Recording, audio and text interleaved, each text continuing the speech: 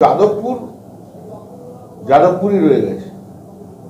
যাদবপুরটা এই SFI, CPM আর ultra কমিউনিস্টরা সব শেষ করে দিল। যাদবপুর শেষ করে দিল একদম। যাদবপুর একটার পর একটা ঘটনা শুধু যাদবপুরই হয়।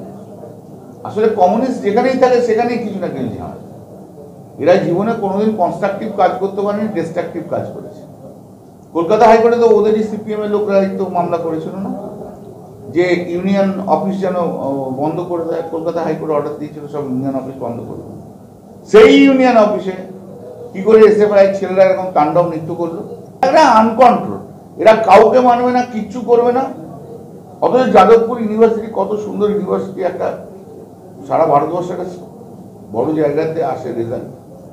শুধু 10% ছেলের জন্য 10% ছেলের জন্য যাদবপুরটা নষ্ট হয়ে গেছে। অনেক নিষিদ্ধ জিনিস ওখানে পাওয়া যায়।